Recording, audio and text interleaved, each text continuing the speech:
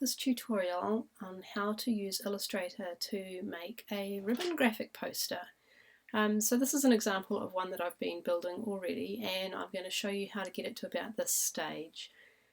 So I'm going to start right from scratch. So when you open up Illustrator, you'll see, if I close this down, you'll see a new file button and an open button. Those will always show up on the splash screen of Illustrator somewhere. So you just want to click on the new file button. If you get any other messages right in the middle, you can just X those away, close those. You want to go for new file. And, pardon me, we want to be looking for a special type of page, a preset page. So across the top here, we've got these options, and we're going to go for the print option because that's the output that we are going to be working with. We're going to be printing our poster at the end of this.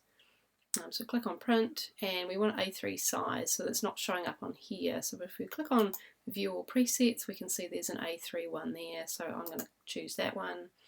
And you don't have to choose a preset, but we are for this point because it's going to put sizes and everything in here, which just makes it a bit quicker. But it's put it in a unit of measurement called points, which is not something we are familiar with or use every day. So just change that to millimeters, and then it puts us in a measurement mode that is more familiar to us.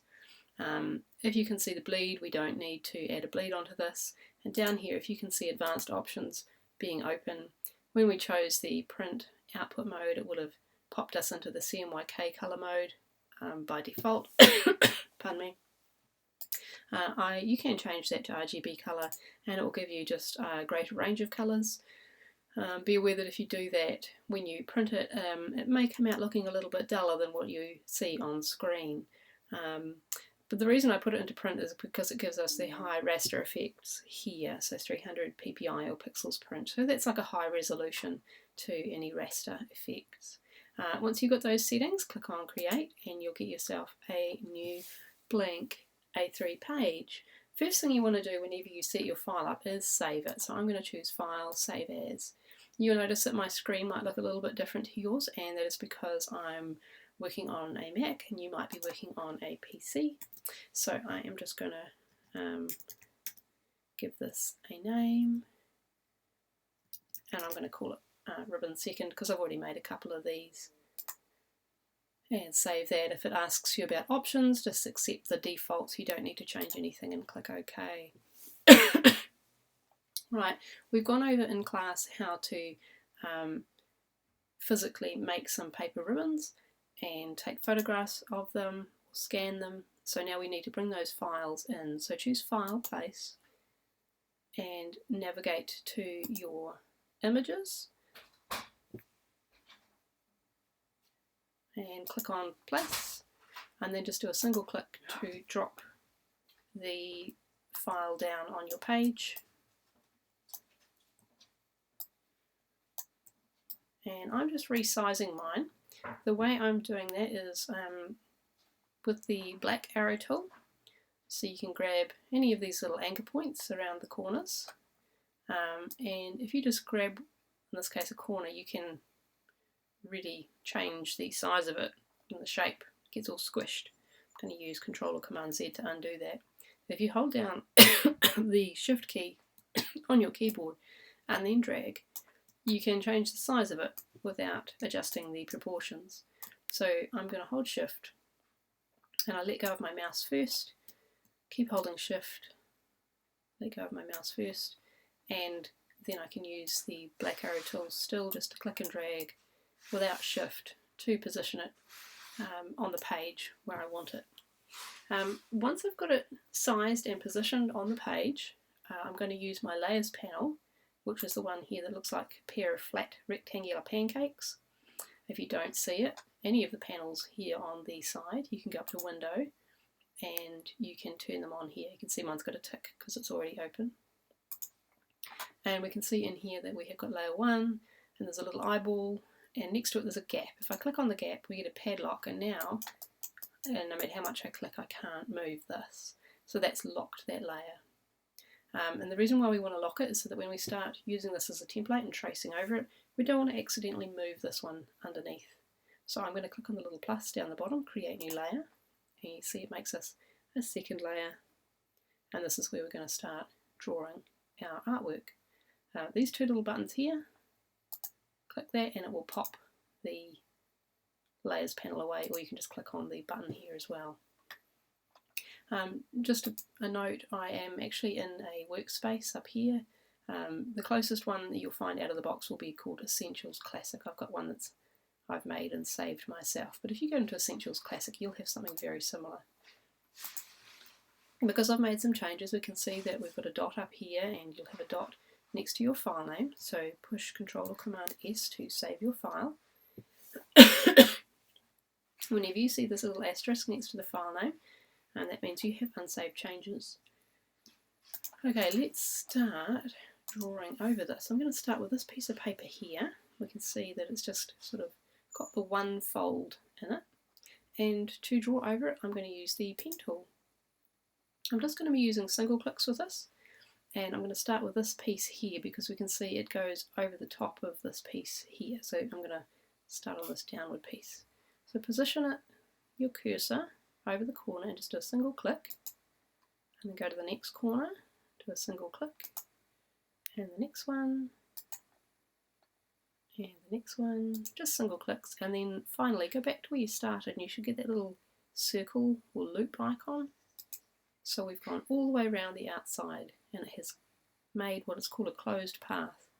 This path has got a couple of attributes at the moment, so we've got a white fill and a black stroke, but we can change those while it's selected, and we can tell it's selected because it's got this red mark around it.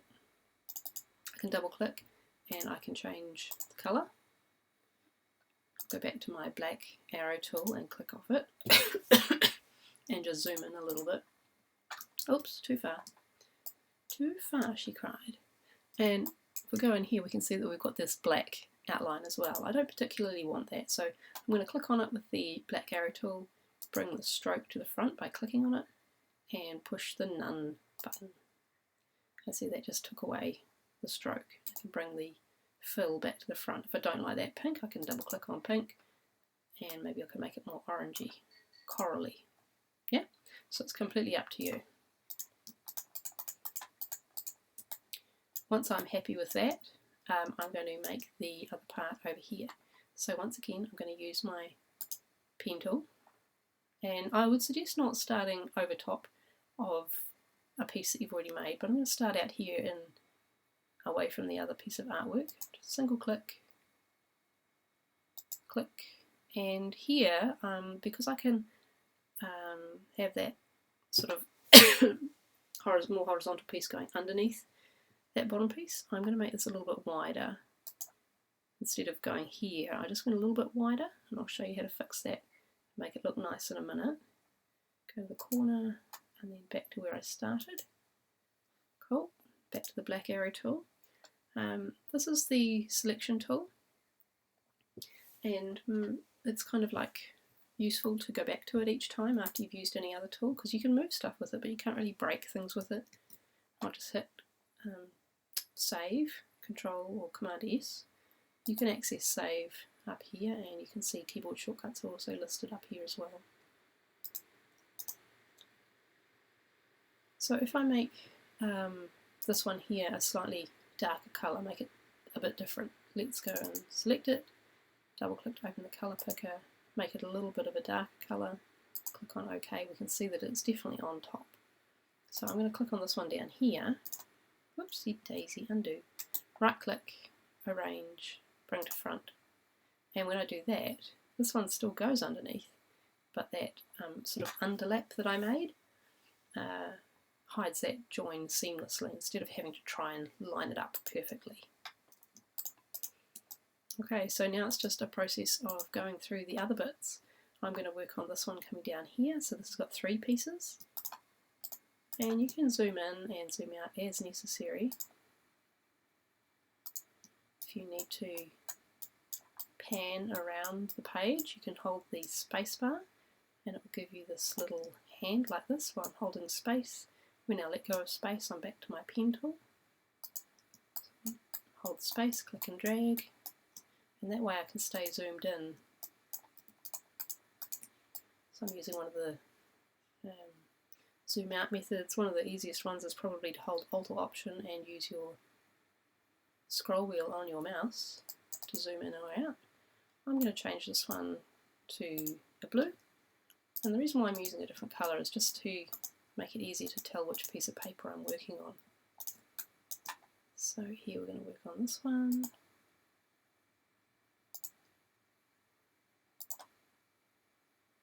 And you notice I am overlapping that corner where the fold happens. That's fine. And once again, because it goes underneath, I need to just temporarily make it slightly darker colour. Right click, and I'm just going to go send backward. And you might have to do that a couple of times, or even send all the way to the back, but that way I can get it in the position, the layer stacking order that I want it. And I'll just finish this last one as well.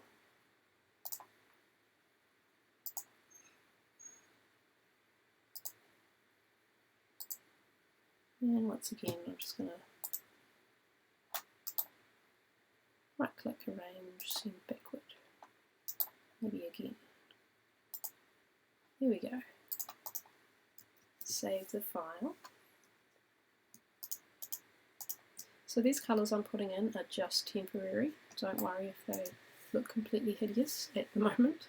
These ones aren't too bad, but you know, if you haven't chosen a colour palette yet, then that's okay.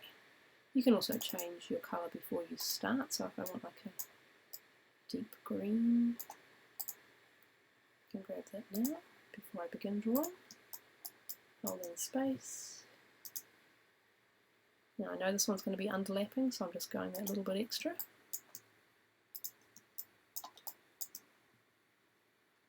And about here, I can't see through this big piece of blue to know where the edge of this piece of white paper is. So I'm going to use my black arrow tool, come all the way out, zoom out. I'm going to click and drag a marquee, and it will select all the things I've made everywhere the marquee touches. I'm now going to make them, all of these objects, slightly transparent or translucent. So in the transparency panel, if you don't have it, you can go to Window, Transparency, and open it from there. I'm just going to drop the number in here to about 60. That should be maybe a little bit more, just so that you can see through it and see your guiding photograph underneath. Okay.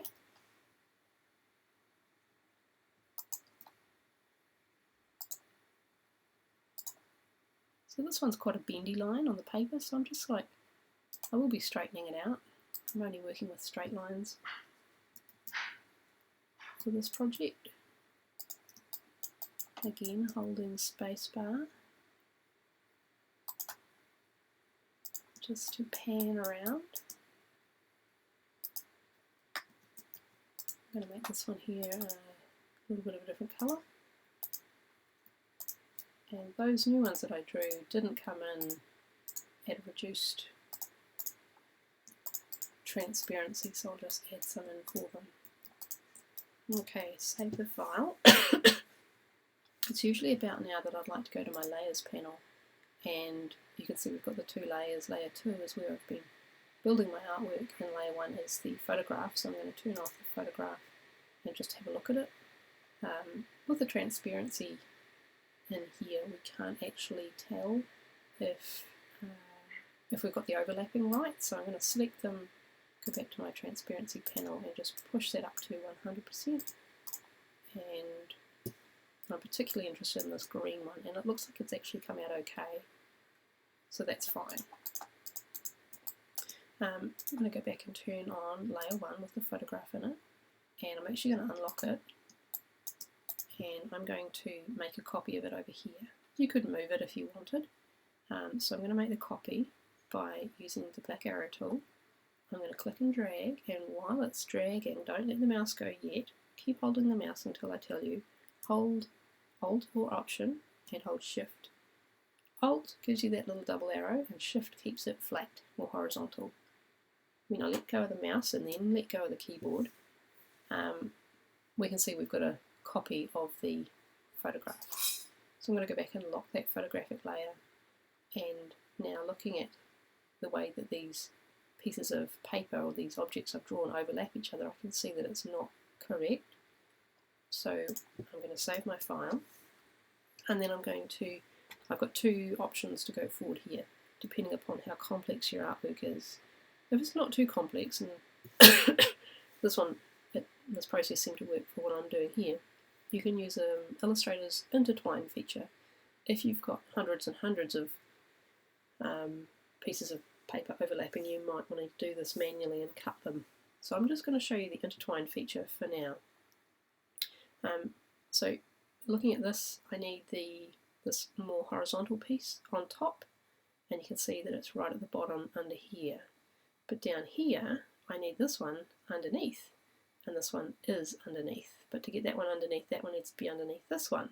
So you kind of have this like push and pull. So Intertwine is going to be the perfect choice for fixing this problem. To use it, I'm going to use the black arrow tool, selection tool, and select all of those. I'm going to come up to Object, down to Intertwine, Make. Now you can either click single clicks, or you can do loops. I found that single clicks are a little bit more reliable. So just by doing a couple of clicks there, I was able to pull the red one to the front. Let's have a look at the next one underneath it. Well, this one going up needs to be in the middle, and we can see it's not, so I'm just going to click on that one there. And now the blue one going this way is in the middle, between the red and the green. Let's have a look what's next.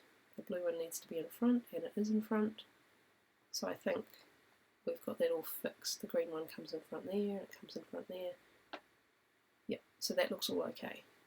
Once I'm done with that, I'm just going to click back on the black arrow tool, and you'll notice that when you click on and off it now, all those different objects are kind of joined together, they're kind of grouped, and that's because if we go back up to Object, Intertwine, instead of saying Make, it says Release. We've also got an Edit option here, so you have to remember that you've intertwined these objects. They are now sort of joined, kind of married in a way, or at least civil unioned. But if you wanted to undo that, you'd have to go Release, and then they would come apart into separate base objects as again. Just something to keep in the back of your mind. They're no longer the most simplest type of artwork that Illustrator can generate. Excuse me. The next thing I'd like to show you is how to work with a bit of a colour palette. So I'm going to use you can use a colour generation tool for this, but I'm just going to pick a couple of colours, and I'm going to make a little palette of colours over here. So I'm going to start off by making a couple of squares, and I'm just using Alt-Shift-Drag. And the reason I've made 4 is because I've got 1, 2, 3 ribbons plus a background for number 4. So it's going to be my 4 main colours. I'm going to decide to work with kind of like a purple. So I'm going to go with a warm, bright purple, maybe a little bit warmer. Yep. And then this one, I'm just going to slurp up that purple using the eyedropper tool, and I'm going to make it much darker and a bit bluer. And for this one, I'm going to use a nice coral. So I know a coral is a type of a pale, medium pale, warm orange.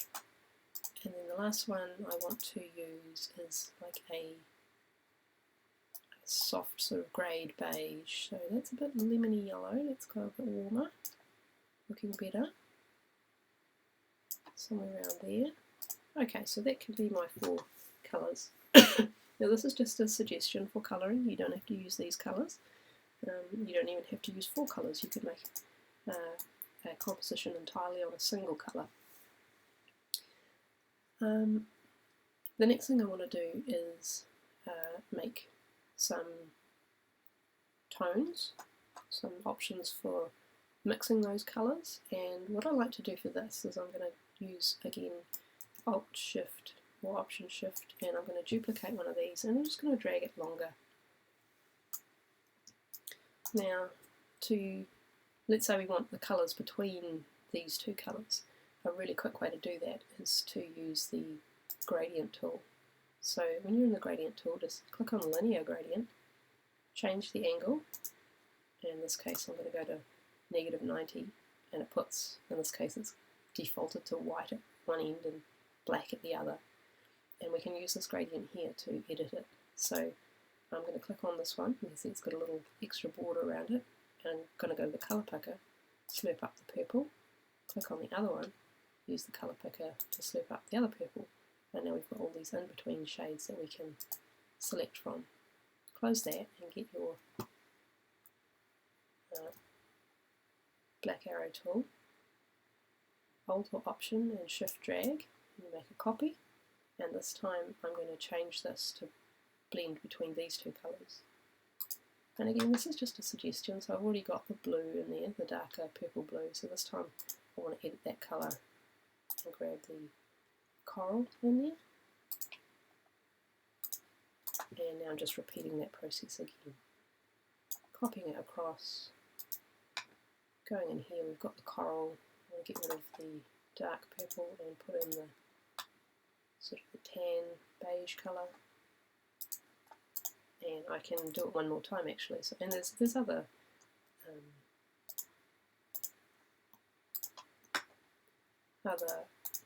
ideas that I could work with there as well. So the reason why I'm doing this is if I have, let's say, a little square over here, Alt and Shift, and I go Control Command D, and then if we go in the middle, so this one here is kind of sitting roughly in the middle, and use my eyedropper tool. I just use the keyboard shortcut I to get the eyedropper tool. Hold Shift and click on it. Control or Command, Shift. Control or Command, click on that, Shift. Oops, undo. This is not the only way to do this, it's probably not the quickest.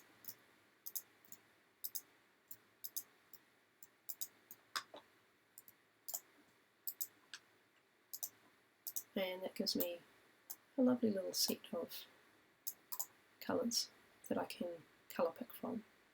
You don't have to do this step here, you can just colour pick randomly out of these. But it gives me something to start from. The other thing I like to have set up, and I'm just going to use a little circle for this, is a shadow colour. Now you can make your shadow whatever dark colour you like, but I'm just going to stick with a standard black, and I'm going to set the transparency to 40%. And the reason why I set it up here is so that it's kind of just save the colour, so all of my colours can be the same. Right, let's put these colours onto here.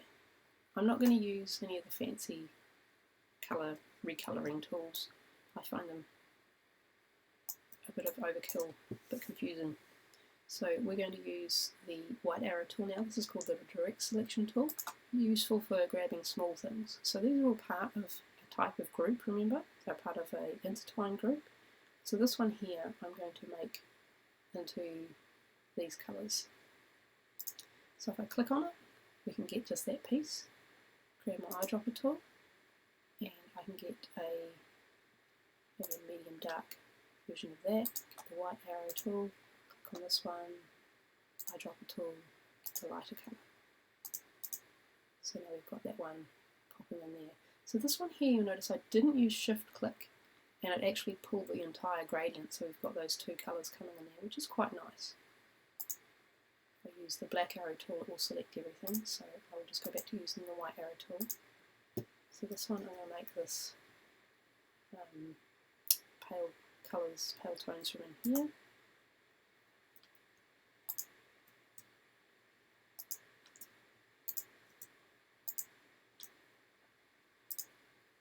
You get some really interesting things happening.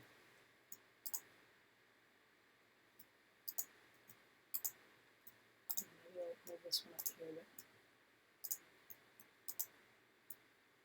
There we go. Some really nice colours happening. About now I can go in and turn off the background layer, and you can see it immediately looks really different when I do that. If you want to put a background colour in behind it, you can just use the rectangle tool and you can click and drag, put a colour in there to get it behind everything. Right click, choose Arrange, Send to Back. I highly recommend trying out these keyboard shortcuts here. This symbol here, the square bracket tool, is, you'll find those two buttons just to the right of the P key or above the Enter or Return key on your keyboard. So this is not dark enough, like there's not enough contrast between this piece and the background, so I want to make this colour darker. So I'm going to go down, you can see as I change the colours, different parts pop in and pop out of visibility. So when you do this, you're going to need to make sure that you pick a background colour which is going to work well. So if I like that as my base colour, but I still think I want it a little bit darker to make these parts down here pop, and up here the value, the darkness or lightness is very similar. So I want the background to be even darker.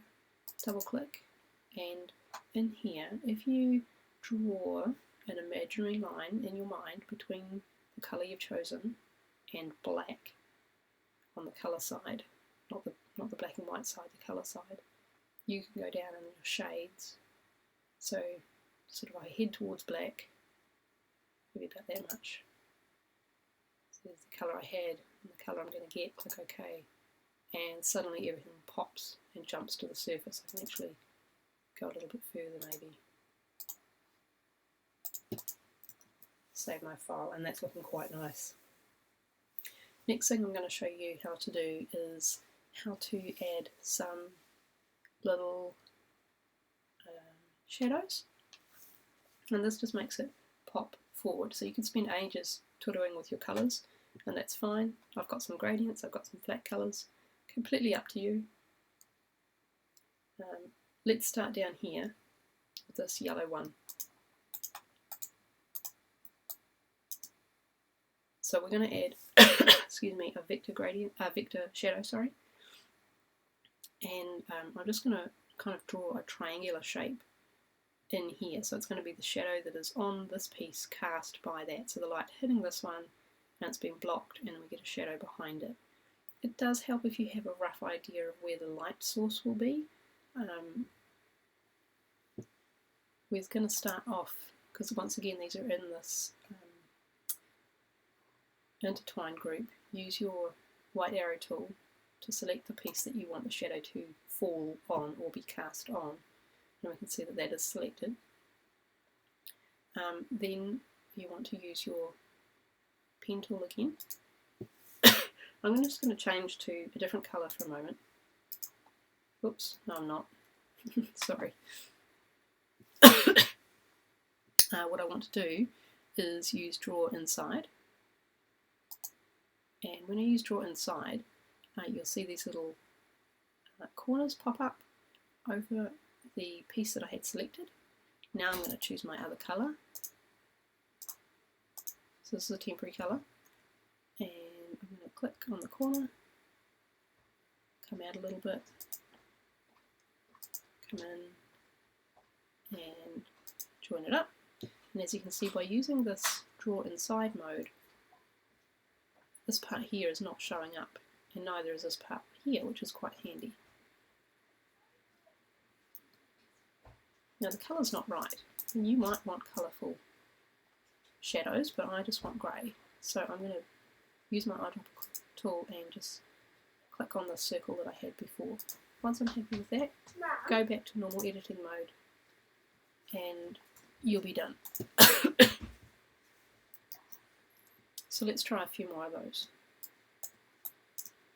White arrow tool, Draw Inside mode. If you don't see it, you can click on Edit Toolbar, and it should show up for you in there somewhere. Mine's already out. Yeah, it's already available. Right, so I'm going to go to my pen tool, like that, and use the eyedropper tool, slurp up the colour, go back in and we can see that it's working nicely. If you're not convinced that it's not going over the background, let's put it back to normal editing mode. You can always come over to your layers panel. You can twirl down and expand by dragging the panel, and then I'm going to look for, whoops, not that one, this one, the background, right at the back. Turn it off and we can see that indeed the shadow is not going out there any further. If I hover over it, that shape is going out there, but it's just being cut off by the draw inside mode. So let's try and put a shadow here. Let's do it again.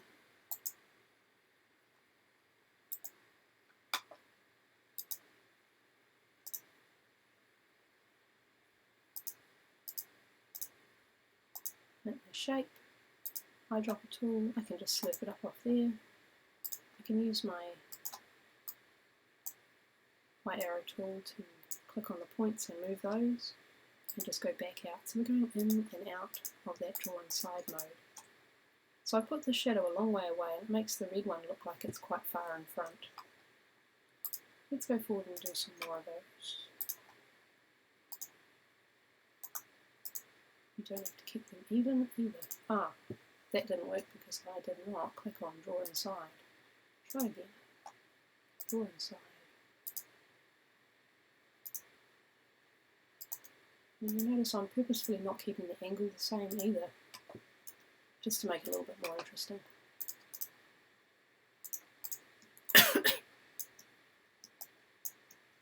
On this one here, this red one here. So once I've got one on there, if I click on it, I can't grab it, which is really annoying. So you have to go to the side. Instead of being able to click just in the middle, you have to grab the side.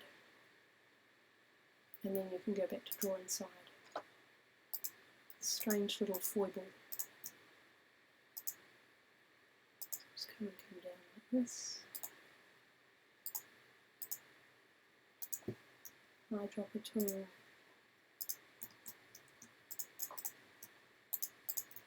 And periodically you should save your work, Control or Command S. And you can see I've got a lot of other folds and overlaps where I can add shadows, but that's basically the principle of how this works, and that's where I'm going to leave you for now. Have fun making your own ribbon drawings, and we'll look next will be how to bring in photographic textures and scans of your drawings or any research that you've found, and how to work with these images through into Photoshop as well. Cool. Ka kite.